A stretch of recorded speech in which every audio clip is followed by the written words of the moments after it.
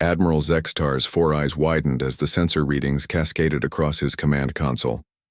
The crystalline structures that served as his fingers trembled against the bioluminescent controls of the hegemony flagship Eternal Dominion. After 3,000 years of unchallenged rule across the galaxy, something impossible was happening. "Admiral," his communications officer chittered, mandibles clicking in distress. "We're detecting massive displacement signatures at the edge of the Terran Quarantine Zone." The Terran Quarantine Zone. Even the name was archaic now, a relic from the early days of the galactic hegemony. The humans had been extinct for millennia. Everyone knew that. Their homeworld had been glassed during the First Purge, their colonies scattered to cosmic dust.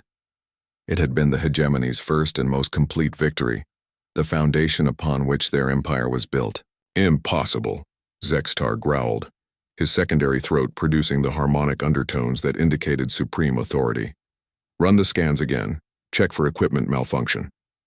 But even as he spoke, the main viewer flickered to life, and Zextar felt something he hadn't experienced in his two-century military career: genuine fear.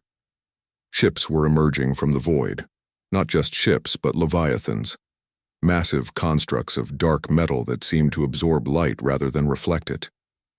They moved with predatory grace, their designs alien yet somehow familiar. Angular, aggressive, purposeful. And there were hundreds of them. "Sir," the sensor operator's voice cracked, "energy signatures they're unlike anything in our databases. These designs, they match ancient archives from the human conflicts, but the technology readings are impossible. These ships are generating power levels that exceed our theoretical maximums." Zextar's blood ran cold. The humans. But that was impossible. The hegemony had been thorough, methodical. They had hunted down every last colony, every hidden outpost, every refugee ship. The galaxy had been cleansed. The largest of the dark ships, a monstrosity that dwarfed even the Eternal Dominion, began broadcasting on all frequencies. The message was in perfect galactic standard, but the voice that spoke was unmistakably human. That peculiar single-toned communication method that had once struck the hegemony as primitive. "This is Admiral Sarah Chen of the Terran Colonial Navy aboard the TCS Retribution. To the forces of the so-called galactic hegemony, you are hereby ordered to stand down and prepare to face judgment for crimes against humanity and sentient life." The bridge fell silent except for the ambient hum of life support systems. Zextar's minds raced. If humans had somehow survived, where had they been for 3 millennia? How had they built such vessels? The power readings alone suggested technology far beyond current hegemony capabilities.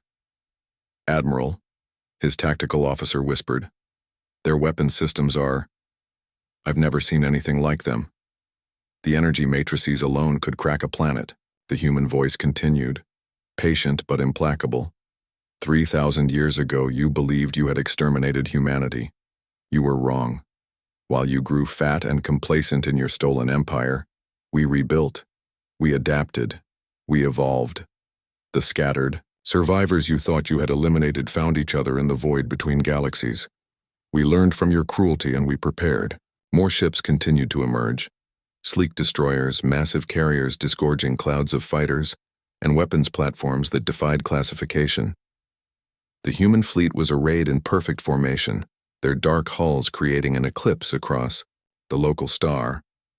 "We know of your slave worlds, your conquered races, your systematic extermination of species that refused to kneel." Admiral Chen's voice carried across the void like a death sentence. "For 3,000 years you have ruled through fear and genocide. Today, that ends."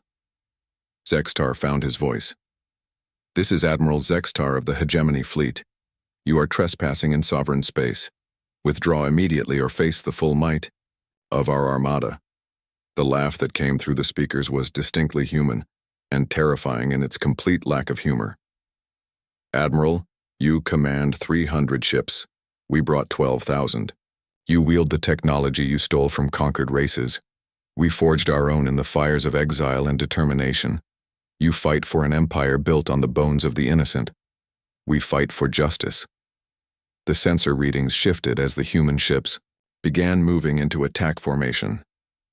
Their movements were flawless, synchronized with a precision that spoke of countless years of training and preparation. Your empire spans 10,000 worlds, Chen continued. Your armies number in the trillions. Your technology has stagnated for millennia because you never needed to improve, only to oppress. But you made one critical error, Admiral.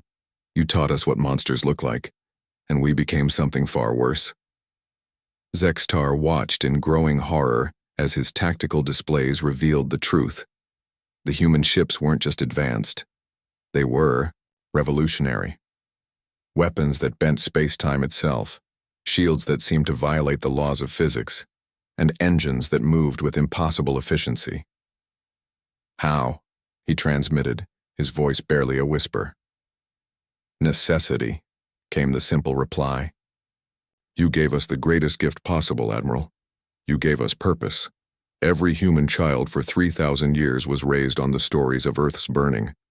Every generation swore the same oath, that we would return, and that justice would follow in our wake. The first human salvo lit up the darkness like a newborn star. Zextar watched his outer picket ship simply cease to exist, not destroyed, unmade, as if they had never been. We are not here for conquest. Admiral Chen's voice echoed across the dying screams of hegemony communications. We are here for liberation. Every enslaved world, every oppressed species, every race you have ground under your heel, they will know freedom, and you will know what it means to face a species that has learned to weaponize hope itself. As the Eternal Dominion shuddered, under impossible weapons fire, Admiral Zextar realized the truth that would end the hegemony's reign. Humanity had not merely survived their attempted extinction, they had transcended it, and they had come home.